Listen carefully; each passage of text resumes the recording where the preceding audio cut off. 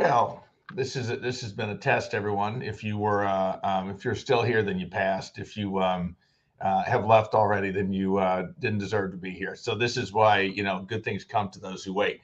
Had some technical I can't even say the word difficulties getting things started.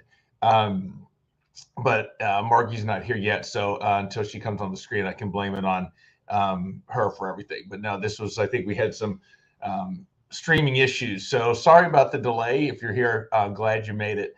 I am thrilled to have Margy join us. We started, just so you guys know, Tuesdays. I'm still going to do the standard shortened version of the 5 o'clock Pacific, 8 o'clock Eastern, kind of a topic discussion meeting. And then we started this past week a Zoom, which is non-streamed. It's just a closed, non-recorded private meeting Zoom where we just kind of have everyone that wants to chat in and talk about different things. We talked about our whys of why we got sober. Do we still remember it? How important is it? Some of the things about the things we did on day one that worked, and why we are or maybe aren't still doing them to this day. So it was a fantastic discussion, and we're going to start doing those on Tuesdays. It's going to be at 6 o'clock Pacific time, 9 o'clock Eastern for right now. A 1 hour Zoom session. Again, it is private. It's not recorded. It's just for those that are in the meeting. So we'll do a little something before talking about the topic, and then we'll open it up in the private Zoom. And then Thursdays is going to be the extravaganza night, for lack of a better word, which we're going to have Margy on tonight. So we are thrilled, or I am thrilled, to have best-selling author. How did you get that title? How did that work out? Hi everybody, how you going? Nice to see you, Jeff. My publisher rang me on Monday and said, wow, he said, you are my best-selling author at the moment. So I was amazed. I couldn't believe it. The book's done so well in the United States. So I have to thank you, Jeff, for that, for interviewing me, and I appreciate that. So Margy Jackson, who is currently living where? In Warrnambool, Victoria, Australia. And, okay, and which is kind of the northeastern part of Australia, correct? No, right down the bottom. As far down the bottom as That's you can what go. I meant. Yeah. From you, yes. Right down under. Where you're standing, yeah. But no, she just published a book, I Am Enough, and just came out, which I want to hear the audio version, which I was talking to our good friend Peggy, and she said the audio version is unbelievable. She said we were talking today about it. She said not only do you sing in the audio version, but your you always amaze me, but your strength of voices. You're doing your European accent, your Scottish accent. She said it's just hysterical. She said the audio version is just fantastic. I think it's doing so well in America because you all love the Australian accent. But I also do my Scottish accent in the book, and I've asked all my Scottish rallies. I said you'll have to crit my Scottish accent. So I think it's doing really well in the United States because I think you all love us Aussies. That's why. Well, the Americans, we are suckers for accents, and especially Australia. You can't go wrong. No, that's a win-win. So just for those that don't know, the book is called I Am Enough, and it is primarily a memoir of your journey. It is, yes. And just give us the brief, because it's doing well, and everyone that's I just am hearing fantastic stuff about it. So give us a rundown of what the book is about, because it's not necessarily a self-help book, but more of a story. Yeah. So tell us about your book. Yeah, look, it's my own story. My own story. My parents immigrated from Scotland. Sorry, that's Margy Jackson, my dog. Hello. My parents immigrated from Scotland in the 1950s. They were 10-pound poms. Came to Australia for a better life, and as a child, I probably was brought up, sort of in a very Scottish way. So when my family went back to visit my relatives in Scotland, I felt really comfortable there. I felt very familiar there, more so than living in Australia. When I came back, I was only 12 when I did that trip. And when I came back, I was very unsettled, and I wanted to go back to Scotland actually, because I felt more at home in Scotland. And then I was very anxious, and I was very and there's a history of that in my family. So to kind of quell that, I started self-medicating with drinking, and that lasted for. When was that? How old? I would have been probably 14, I think, when I started drinking, and my initial experience with it was very traumatic. The first time I ever speak about it, I've held it onto it all years. So the first time was in my book. The first time I ever spoke about it was when I wrote about it, and I think it's really resonated with a lot of women in particular, that alcohol can lead to very poor self-esteem, and I won't give too much away about the book, but that kind of set up my path for the next 20 or 30 years, and found myself in some fairly challenging situations, and always tried very hard to make the best of wherever I found myself. The partners I chose were probably less than kind. I had 2 children along the way who are amazing people, grown up now, but incredible human beings. And I kept drinking through all of those years and struggles. I kept drinking. And finally, about 3 years ago, I just knew that if I continued to do that, if I continued to drink as I was, then I was going to have a very short life. And it wasn't going to be a very, very happy life. So I read This Naked Mind by Annie Grace. And then I went ahead and did the 30-day alcohol experiment, thinking there's just no way, this is going to work, because I've been drinking for too long. And it was kind of a real light bulb for me. I just started feeling so much better. I just thought, this is, and I became my real self. I wasn't masking myself anymore. I just really felt that I was being my true self, probably for the first time ever. And I just went on from there. I sat down and started writing about my journey, and it was like turning on the tap. It just poured out of me. It took me 37 days to write the original manuscript, and Wow. that's heard of. Like, people go, what? It had a lot of editing since then, but the original manuscript I wrote in 37 days. So it was incredible. And when I wrote it, I knew I had something. I knew. I can't really describe it in words. It was just such a strange time. I was almost like a conduit for whatever was coming through me. I was watching my hands sometimes. It was really quite scary, and I just knew that I had to do it for some reason. And I thought to myself, my main goal was not to be a bestseller. It was not to make money. It was not for the acclaim or the notoriety. It really was to connect with someone who was like me, who thought, I'm never going to be able to beat this. I'm always going to be, the drunk, or I'm never going to have a voice. This is my lot in life. And I really wanted to show that it is possible. It's possible to change. It's possible to become the person you were meant to be, and even at a late stage of life. I'm 58 now, so it's and the messages I've received, I have to say, have been absolutely incredible. The other day, a message from a lady, I think in Canada, and she said, I have always felt very small. I always felt that I didn't have a voice.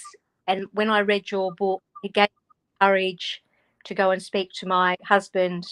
And she said, I think you've saved my marriage. And I was just like, wow. I mean, and other messages from people saying, you've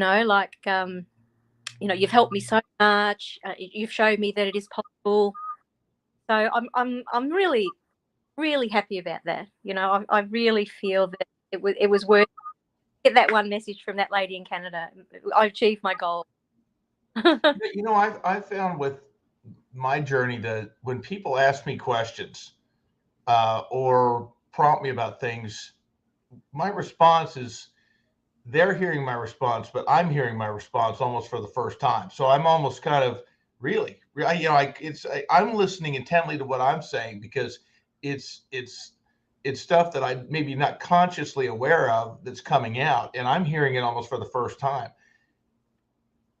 One, I want to know if that's true, but also my question is, how did you do that by yourself? Because it's like, we both know Peggy, and Peggy's so good at, she asks me questions that get me thinking, and it draws that out of me.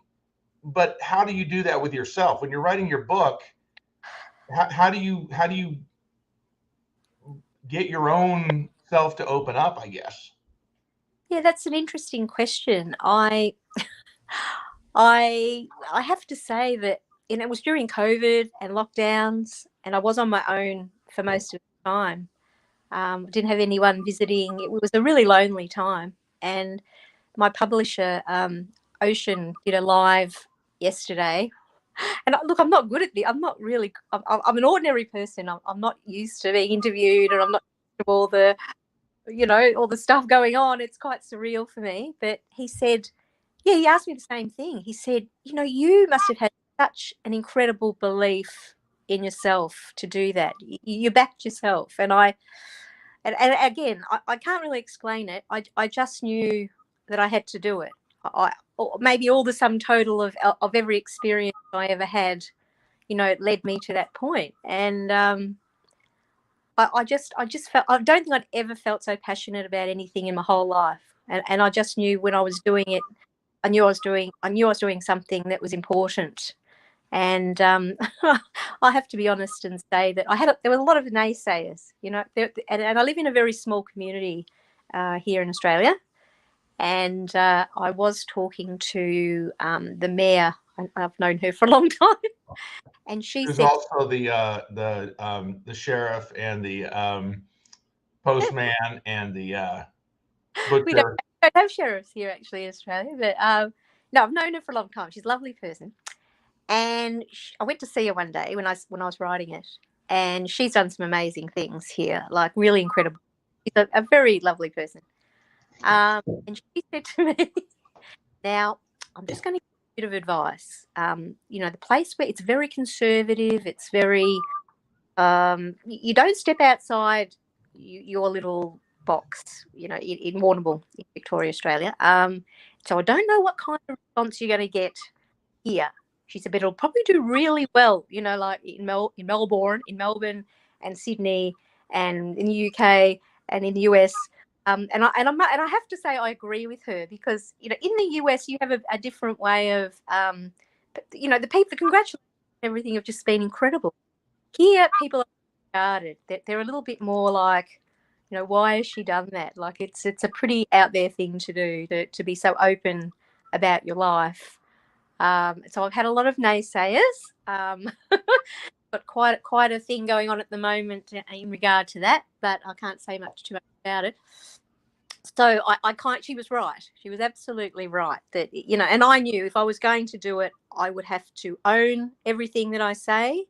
I would have to, be prepared for any question, even though it could be a really, really difficult question. I have to be, and I am. I've spent a long time, thinking about it and preparing for whatever people want to ask me. I'm an open book. Did some of the things, and again, I have to be prompted on the questions, but a lot of it I hear my own answers for the first time. Did some of the prompts, or as it's coming out, scare you a little bit? Or Yeah, was it like the PTSD where you had these? And I've only said Melbourne one time. Okay, you and Pam need to drop off on me that I mispronounced it one time. But no, is that something that you heard things that we bury our traumas, and sometimes there's things we try not to remember, our subconscious protects. Did some of those come out? yeah, definitely. I had an interesting conversation yesterday with a cousin of mine in England. His father, my uncle, passed away not long ago, and yeah, we had a conversation about, our family tended, I think, to be very, you've got a problem, you bury it, you don't talk about it. It was very, British, stiff upper lip. And I think that, I had that in the back of my mind. People are going to, this is either going to really polarize people or, but you can't go too wrong if you're telling the truth. I think I came back to that all the time, that this is my truth. You might not like it, but you can't argue with with somebody's truth. And with my own children, we had to have some pretty heavy conversations when I was doing this, and that they understood. They said, it's your time, Mum, to just sort of set the record straight, to say it as it was from your point of view, because I never had the opportunity to do that while some of these things were really happening. I had to just wear it, and I didn't like it, but and I think a lot of people, especially people that know me, would read it and say, yeah, I understand. Some of the decisions I made or some of the things I did. I think, and I feel a great sense of peace. Like it's given me it's so cathartic to do it. It really freed me. Like it freed me to go forward now, and I'm not scared anymore. I used to be a bit scared of people's opinions and what will people think, and I mean, this has totally blown that out of the water. Like, I could never be scared again, really. I've owned it, totally owned it. Mhm. And it really frees you when you do that. And I know you mentioned that there were some things that you can't go into with some people, but still the negatives. What are because everyone, oh my God, that you wrote a book, oh, it's a bestseller, that's great, that's fantastic, everything is roses. What are, and I don't just mean some of the others, but even internally, were there negatives that came out of this? Because were there things that you were forced to address, or I guess that you were forced to learn or realize about yourself or others that came Yeah, out of this? I had some.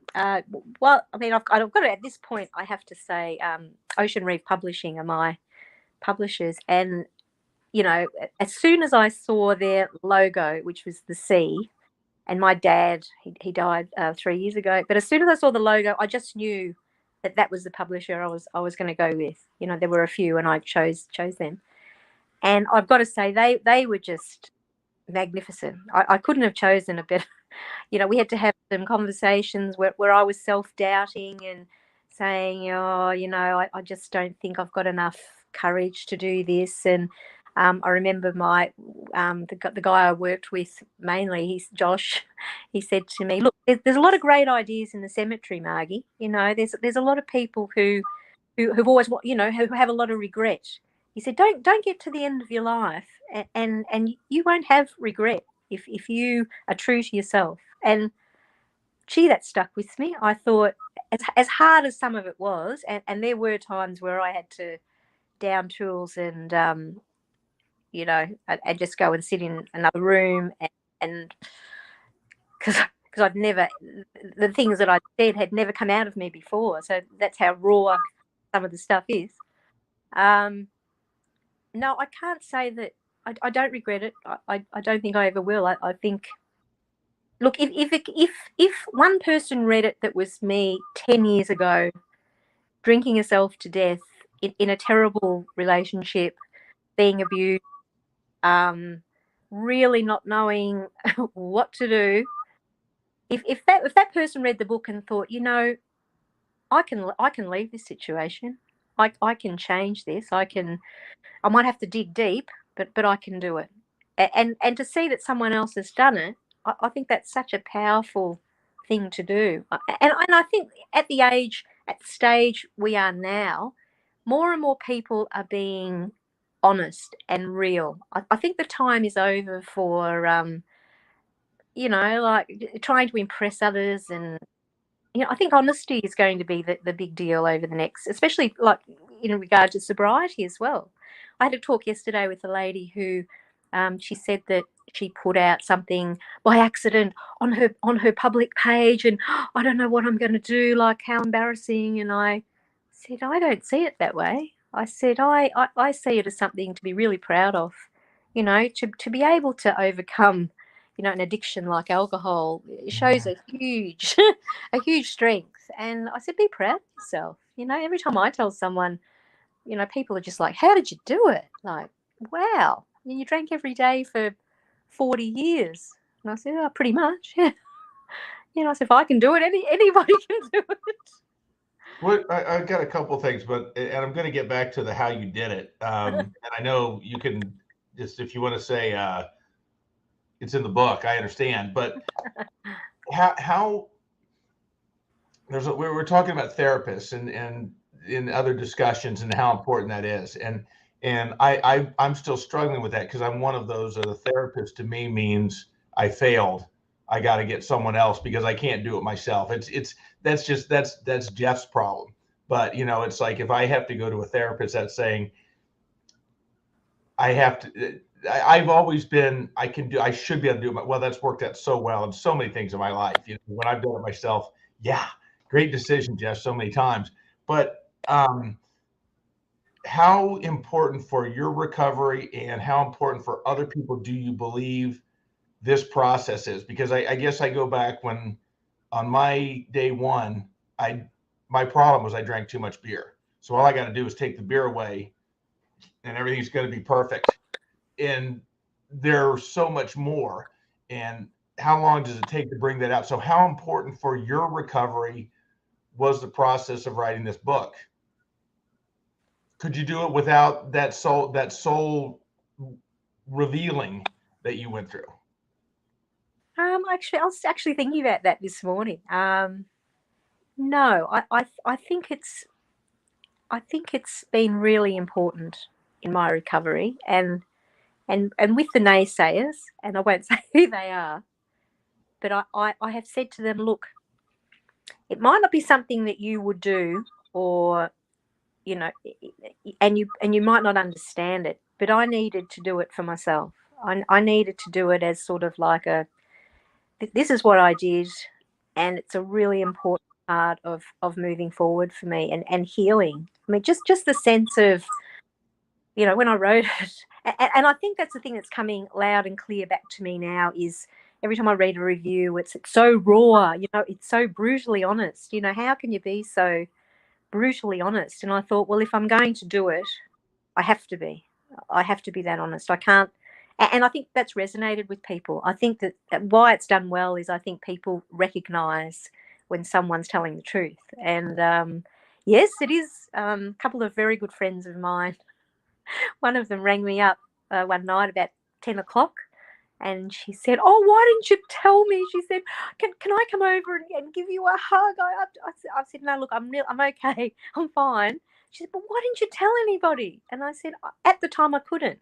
At the time I wasn't ready to tell anybody. Like I like you, like, and with the therapy and everything, I thought it was a sign of weakness. I thought I was a very weak person. You should be able to cope with this, like that's the way I was brought up. Don't, push it down. And I did that for many years. I said to my mum the other day, I said to her mum, for many, many years, I pushed everything down. I thought it'll go away. And I said, it didn't. I said, the alcohol masked all of that. I said, but in the end, it all came out. And, she kind of looked at me because I think for someone who hasn't struggled with addiction, it's really hard for them to understand. I can remember myself saying, I'm not doing it to piss you off. Like, I used to say that a lot. But I think also when you go through what I've been through, it's also very hard, especially for people close to you, to understand, the decisions you've had to make, to understand how huge it is. Yeah, it's. I think one of the best things about it all is that the book has opened lots of conversations. Like people are now saying, "Wow, I never ever would have guessed that about her. You know, I was a very high functioning alcoholic. You know, I was a teacher. Like, I think a lot of people would be quite shocked, to be honest. You know, that's my ex-students reading about some of my, you know, sort of makes me think, okay, but as I said, if I was going to do something like that, I had to own it. Would you describe yourself as a people pleaser? Because Yeah, that's a problem with me. And if you are, how did you do this? Because my response would be, well, I'm not going to put that in because I don't want to hurt that person's feelings, right? I don't want to do that's going to rock the boat. So how did you overcome that? If you were, I just see myself going, gosh, that's an important, but I don't want that person to be angry with me, or that's. there were a few things I took. I mean, there are a few things I took out. When you write a book and you get it back from the editor, it's almost like, you know, you've got the manuscript, and then down the side there's sort of like an ongoing discussion between you. The editor will say, listen, if I would really read, you know, you're putting that in, you know, that's, you know, very Australian, a wider audience won't understand that. I do remember putting, shit, you know, I'm an Australian, they know I'm Australian, I'm leaving it in, like especially the slang, which I'm really glad now that I did. Because people love it, you know, like, oh, tell us some more, you know, it's so funny. Yes, people, I had to wrestle with that. I had some discussions with the publisher about defamation, and in But Australia, not so much the legal thing, just I more the hurt feelings, I guess, or yeah, really look, I disappointing someone. yeah, that's a really tricky one. Especially family wise, that's a tricky one. I'll be honest and say, when I told my family I was doing it, they weren't initially thrilled. They thought, oh boy, you know, this is going. I mean, it's taken a long time, a lot of discussion, for us to get to a place where they've understood why. And I didn't intend. My intent was not to upset anybody or to hurt anyone's feelings. I'm simply telling my story from my point of view. You know, my intent is, you know, not to defame anybody or have a go at anybody. I'm just telling the story. I saw it, and you know, it's yes, I've got to say that there are a few people that think, wow, you know, that's that doesn't make us very happy, but I've had to come to terms with that as well. You know, I knew I was doing that when I published it. Yeah, I look if I write something, I can go back and I can upgrade it or change it or switch this word. Could you do that? Do you read the book right now or read parts of it and say, oh, I should have did this? I could never, I would always, I don't know where I could just walk away from it without saying that's good. I think I would constantly, oh, I should use this word, or I should have done this, or whatever. Do you still look at it that way?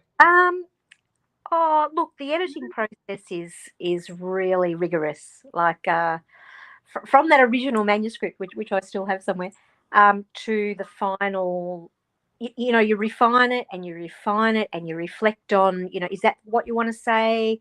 It's just such a rigorous process. You know, there were times where I just thought, wow, you know, like the person who wrote War and Peace, you know, hats off to you, because if you went through this to get War and Peace, you're a hardier person than me. So by the end of it, I had to be 98% happy. Like, I had to sign off. I had to say that's enough, because you could keep going. And you know, being a teacher, like, and writing report, when I was writing reports, I was always, oh, I could say that better. I can do that better. I haven't done that justice. I'll do that again. And you have to reach a point where you go, yep, that's what I want to say. I'm happy with that. And you've got to sign off on it. So, you know, I can remember that day and just thinking, oh, well, you know, you push the button, you go, see ya. That was pretty scary. You like to send it off into the, you know, like, oh, and I remember I walked around the house and I'm like, oh, what have I done? But, you know, sometimes, you know, I wake up and like there's another, I don't know, 20, 30 messages it's really, I'm overwhelmed. I'm amazed, and I'm really grateful that I've resonated with so many people. Like it's really humbling to think that you've helped somebody, you've helped them to see that God, if she can do it, and she says herself she drank for Australia, and if she can do it, well, I'll give it a go. So that's great. I wonder, because I know you typically, I would think you write a book for other people to read. Did you write this book for other people, or did you write it for you? And is this book you telling your story, or is it you hearing your story? That's a good question. I think I did at the start. I think I did do it for myself. Like at the start, I had no idea that it would ever be published or out on the world stage. So it was a really big act of healing for me, just getting it out. It was such a relief. I can remember having a coffee with a friend the day I finished the original manuscript. I think it was New Year's Eve, 2020. And she said, "Oh, what are you looking so happy about?" And I said, "Oh, I've just finished a book that I was writing." She said, "What?" I said, "Yeah, it's my own story. I've just finished it." And I said, "I just feel like I've run a marathon. I just feel so, like a brick's been lifted off my head. Like it's great." And she said, "You wrote a book?" And I said, "Yeah, I did, yeah." And she wasn't that surprised because I've done some pretty out there things in my lifetime. And like in the book, I talk about this is a funny thing from the book. When my nana passed away in 1995, I went to see a clairvoyant because I was on holidays when she passed away, and I felt really guilty that I wasn't there to say goodbye. And I went to this clairvoyant who was some whiz bang, fantastic clairvoyant from I think the UK, and was on the radio. This person's amazing, and I thought, oh yeah, right, sure. And so I was a bit skeptical when I went to see this person. And I gave Mum's name. I didn't say what I did. I was very vague. I gave nothing away about who I was, what I did. And I walked in and sat down, and the first thing that the clairvoyant said to me was, "Oh, you're a writer." And I said, "No, I'm not." And I thought, what a charlatan, want my money back. He said, "No." He said, "You're a writer." He said, "You're going to write a book. It's going to do really, really well." And I was pissing myself. I was laughing my head off. I said, "Mate," I said, I'm a teacher actually. And I said, "I haven't got time to go to the loo, let alone write a book. I have no time. I've got 2 small children. I'm flat out. I work full time. No." He said, "Yeah, you will."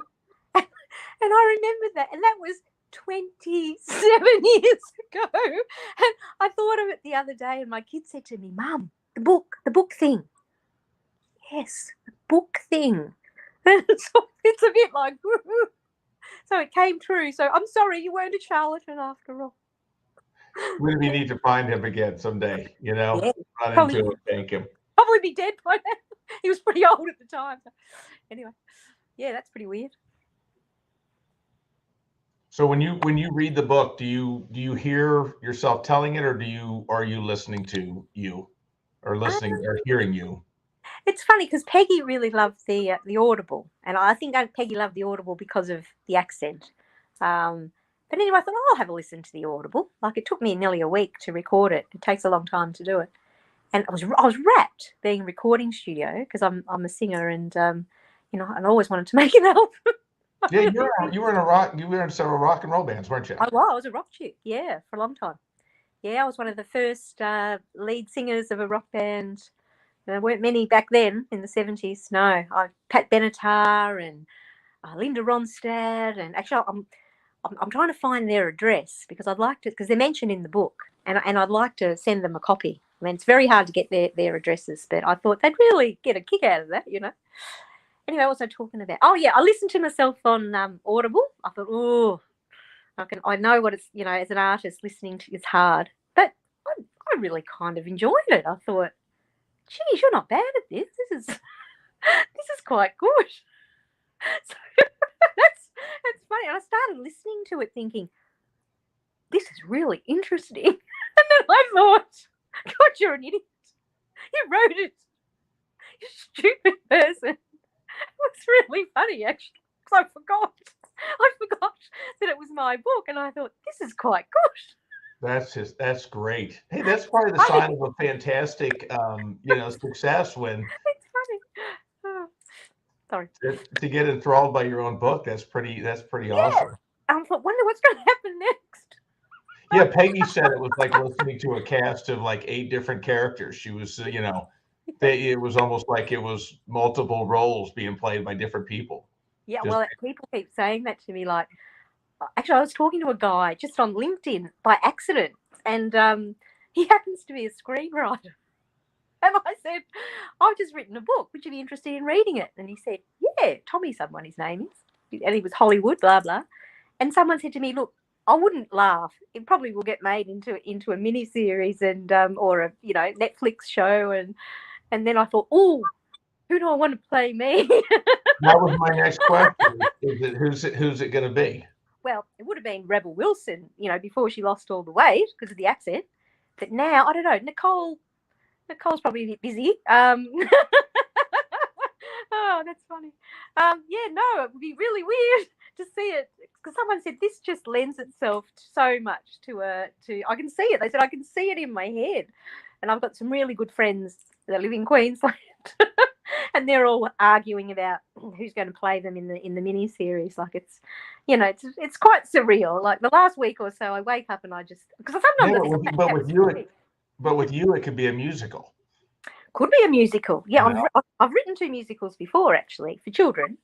2 children's musicals that were both performed here in our little town. But the first one I ever did a long time ago, Superheroes it was called, people were saying to me, you should take this to the big, this is fantastic. I remember a lady was held at our Performing Arts Centre here, and we had a big banner out the front. It had superheroes on it, and the kids. It was a fantastic experience, and wrote all the songs and wrote the show.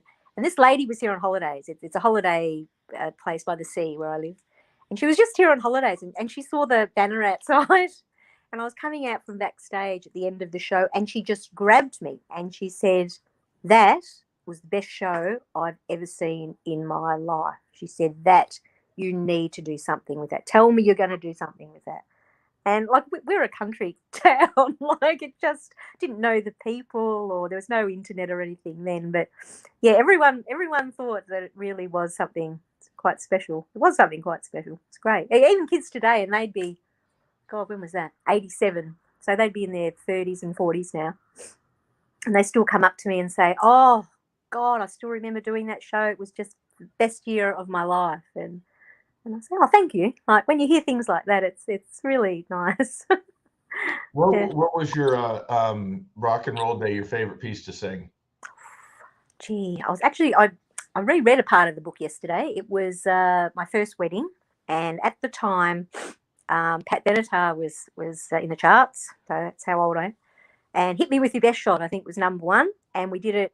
The whole band were at the wedding. We're all in. I was in the dress, and the guys were in the tuxes. And my best friends, they said, "Dude, it was so funny seeing the bride jumping around on the stage because do hit me with your best shot." Seeing a bride boxing on stage. So I used to love doing Pat Benatar stuff. Linda Ronstadt's probably my idol. I did see her when she came to Australia, way back when. In the book, I talk about in 1981, my then boyfriend and I went to Fiji, and he was always going up and saying, "Oh, my girlfriend can sing. Can she get up and sing?" And I'm on holidays. And I had really long dark hair. I had the flower. I'd been told that I resembled Linda Ronstadt. So I got up and I said, and everything they played was reggae. It was a band in a holiday resort. Everything was reggae. I said, "Well, what do you know?" And they said, I said, "Do you know Blue Bayou?" And they said, "Yeah, okay."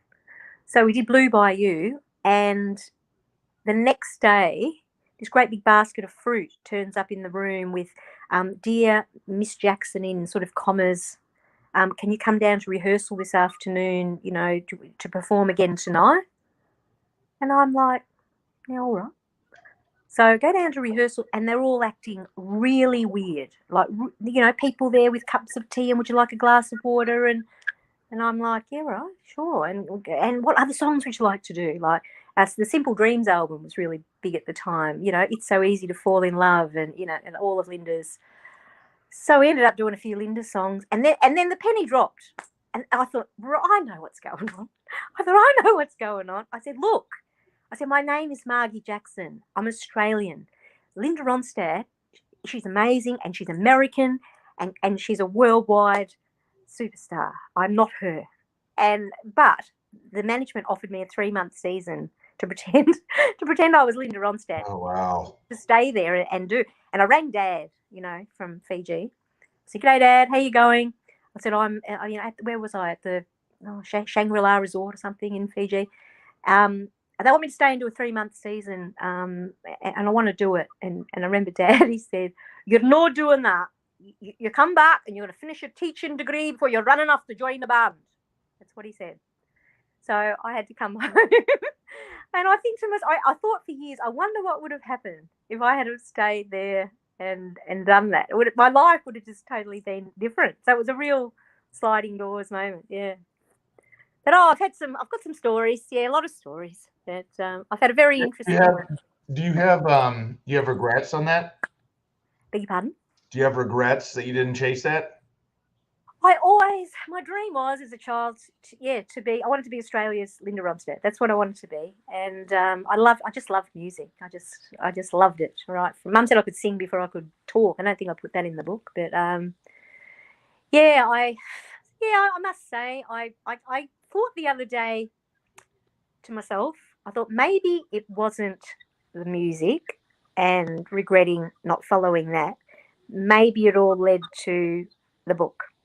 And I like to think that instead of pursuing that, I've helped more people, I think, by writing the book, which is it just makes me feel so humble. I just can't believe it. The messages have just been unbelievable. So yes, I can't look back and have regrets. And if I think, I should have stayed in Fiji and sung, then I wouldn't have my 2 amazing children, and they're both musical and they're doing very, very well and they're lovely people to boot. They're not shallow. They're not, they're kind and they're loving, and I couldn't be more proud of my children. So as a guy that has, and I guess I'm not alone with it, but failure can lead me to my beer, lead me to alcohol. How critical was this book's success? I guess my question is, if I was to do this and put everything out on the line and not have a bestseller, that could be very detrimental to me in my pride. So did you fear that? Were you rolling the dice? Because I think I could be one of those that would say, you know what, there's a chance, but because there's another chance, I won't do it. Yeah. How did that scare you, I guess, is my question. I think I was more scared of what. Yeah, I suppose you're only human. Like the human reaction to, that's terrible, or because you don't know. When you, although I must say, when at the end, the editors that worked on the book, we had a lot of conversations, and one of them said, "I've never read something. I've been an editor for a long time, and I've never read something as powerful as this." And I, not being someone that's ever done it before, I didn't realise what she was saying. And there's 2 of them, and the other editor said, I've never seen her. She never comments usually. It's their job. That's what they do. Like, you spelt that wrong and can phrase that better. And she said she's never actually commented on the content before. So that's really something.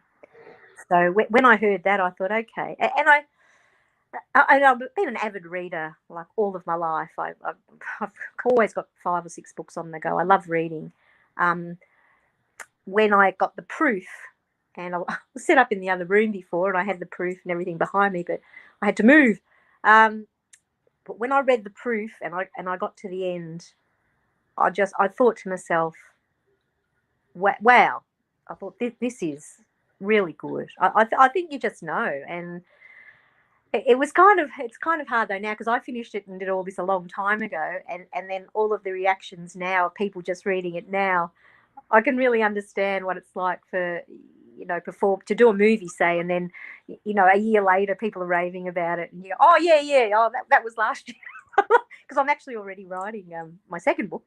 I just love it. I just love the whole the process. The thinking, and I've always loved writing. Like, I think too, when I was going through my really tough times, I kept journals and diaries, and I think that's a really important thing to do. But one of my, talking about therapists, one of my therapists said to me, the last time I went to the UK, she said, take your diaries with you, and I want you to throw them away. It's a sign of letting go of the past. Throw them away. And I took them with me, and there's like 5 of them, big ones. And I was standing at a lock, outside my popper's, the first house he built in Shetland, and I couldn't do it. I just couldn't throw them away. I thought, no, there's just too much of my life, too much of it. Sometimes it was the only way I had to express what was going on. Like, it was a real, like, I've got to write it down because no one would believe this. And I didn't. I brought them back again in the suitcase, and I'm so grateful that I didn't throw them away. That therapist wasn't very good. Yeah. So if you contrasted Margy before the book versus Margy now, what would you see? What would be the big difference? I just think I'm happier in my own skin. I think before I was always a bit, I didn't think I was good enough, to be quite honest. I didn't think I had a voice. I didn't think anyone would really be interested in what I had to say. And I've been told so often that, no, like, my self-esteem was pretty low, even though I'd done all those things and really achieved some great stuff. I didn't appreciate that I was worthy, I guess. And by doing the book, I think I say towards the end something like, I've become my authentic self, I think. I used to worry about they won't like me, and I've got to be a people pleaser, and I've got to put myself out all the time. And there's a great comfort, there's a great freedom. I think the freedom of finally going, you know what? I'm Margy Jackson, and if you like me, that's fantastic. If you don't, I don't really care. Move along. It's taken many, many years to get to that point, and it's just great to be your authentic self. I think some people that know me are sort of like a bit, who in the hell are you now? Like, I went out for lunch with a couple of ex-colleagues I hadn't seen for a long time, and the whole time they were just, last Saturday, they were just looking at me like, wow, you're a celebrity. And no, I'm not. I'm still me. I'm an ordinary person. I'm not a celebrity. Like, it's a bit weird how people react. I mean, I don't know. Anyway, I'm me, authentically me. I think that's the best thing that's happened. Is you're successful with it? Is it what you dreamt? Is the success what you dreamt, or is it different? I don't know. I think I'm still coming to terms with it. I kind of thought, oh, I'll sell a few, it'll be all right. But when Your publicist, when I called today, your publicist and the 14 people I had to talk to get to you finally, they said that really nothing's gone to your head at all. No, well, I'm sorry, Miss Jackson. I'm sorry, I said that wrong. I just have to run out and tell the limo driver that no, I'm no, I haven't. No, I'm still me. Actually, I think Ocean, who is the name of my publisher, his mum named him that because she was a hippie, and anyway, I like it. It suits him. And Ocean did say in the live he did yesterday, Marg, and I was a bit like, he said, Marg is just an ordinary person, like she's very approachable. And I thought, God, you could have jazzed that up a bit more. Like, you could have said, Marg. No, I was joking. Yeah, and I thought, you're right, Ocean. You're right. He thought when she started writing, she had no idea that it would turn into what it's become. And yeah, look, I'm really grateful, and I'm really proud. And as I said, if it can help somebody to think, kick the demon drink, or think they're important, and their worries and their are just as valid as anyone else's, then I am wrapped. Before we wrap up with the book and how to get it and that kind of stuff, give us one little thing from it. But the day that you quit, because we were talking about this the other day on the other day in the Zoom chat. The day that you quit, what did you do that day that you hadn't done before that made it work for you? Was something that, well, I finally figured out I needed to do blah blah blah to make it work? Was there any one moment or any one thing that made your sobriety take off? My daughter was coming for dinner with me, just popping in. She's a teacher too. It's genetic. After school, and I hadn't drunk in front of her for a long time because I instinctively knew that she didn't like it, and she never said anything. She was great, and I just thought in my head at the time, I thought, how wonderful is it that I know that I'm not going to drink again. But it was the first day. Those very early days to be. Guess what? I've given up the grog. She would have just gone, yeah, sure. Because it used to be by then behind closed doors and hiding bottles in cupboards, and it got crazy. But I'll think back to that, and I think, I was really proud that I knew in my head that was it for me, and how wonderful it is for her to go forward in the future to think her mum's going to be the mum she deserves, because she's she's a really incredible young woman, and she had to go through a lot when I was drinking, and I just was really so happy that I knew in myself that was it for me, that she was going to get the mum that she deserved to have. And for those of us that don't want to have to Google things every time reading your book, is there an English translation version available? For those of us that don't know what the hell a grog is, or some of these other things that you keep saying, it's going to save me time to have to Google what the hell is she talking about. No, Is there an English translation available? There's not actually, but there's a bit of a Scottish one. Like I say, a few Scottish things. My cousin Brenda, who's amazing, did all of the Scottish translations for me. But no, there's no Aussie. You'll have to come to Australia. Maybe I can be the new Australian tourism. That would be a blast, that's for sure. Do you have the book in front of you? Because I'm out on the road, I don't have it with me. I've got it, but it's in the front room, and Lottie's sitting on my lap. Oh no, you're good. So the book is I Am Enough. Yes. And Peggy swears by the audio version, which is great. How do we find it? Oh, well, apparently yesterday it's on Booktopia, Amazon, Kindle, Audible. I was Googling all of this lady from Hoopla. I don't really know what that is. I think it's an American thing. Hoopla. She messaged me the other day and said, do you want to be book of the month in May? And I said, sure, that'd be great. Someone else even said to me, would you like to come over to the United, because it's doing really well in the States. Would you like to come over and do a tour or a talk? And I said, yeah, why not? I've never actually been to the United States. I might come and visit you, Jeff.